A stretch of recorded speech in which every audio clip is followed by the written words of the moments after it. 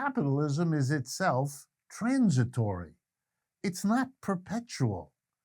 And this is something that is no minor matter, that capitalism, like slavery and feudalism and ancient tribal village economies, it has a history. It's born, it evolves over time, and then it passes away to be replaced by something else.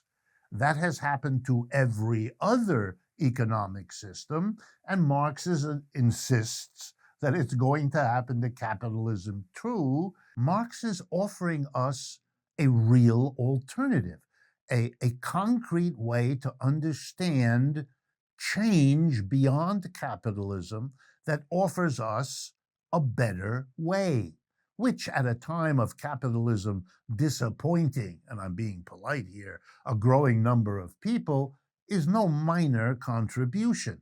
So let's see what it means. If surplus is produced by workers, and that's clear in slavery, feudalism, and capitalism in Marx's view, then the real breakthrough, the real alternative, is not another system that has a minority appropriating the surplus into its hand that a majority produces. That was feudalism, that was slavery, and that is capitalism. The real breakthrough, the real change, the way to go beyond not just capitalism, but all of such systems is to not allow that difference, not to have a small group of people in the dominant position to direct and thereby take the surplus from the mass of people that are working, the employees in capitalism. And the way to change that is not to replace private individuals with government officials, because that doesn't change the basic relationship. It changes who occupies the position, but not what the position is. The real breakthrough that Marx's argument shows us is if we, and here we go now, make the workplace undivided, not master-slave, not lord-serf, not employer-employee, but to make it a community, a self-governing, democratic community.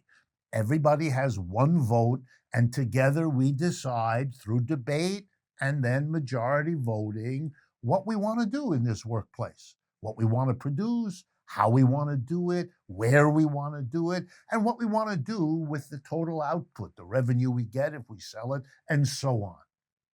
Make a community out of the workplace rather than a divided, tension-ridden master-slave, lord-serf, employer-employee. Make it a community. And by the way, this word community, that's what the word communism initially meant for Marx. It had nothing to do with the government, had nothing to do with the state. It had to do with what he was focused on, which was reorganizing the core of production in a society, how the goods and services get organized in terms of producing and distributing them, which for him became this question of how the surplus is managed.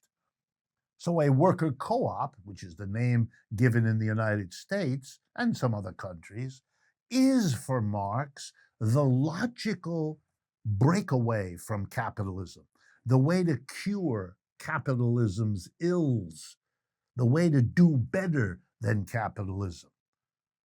So let's review that.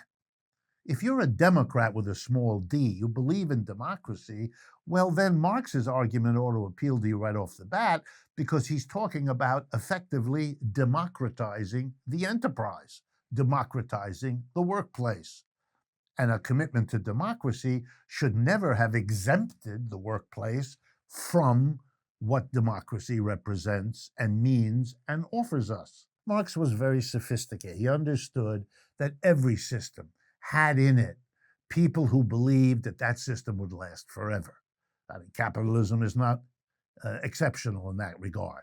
Sure, a lot of people at various times think that this system either has existed forever or will, or both.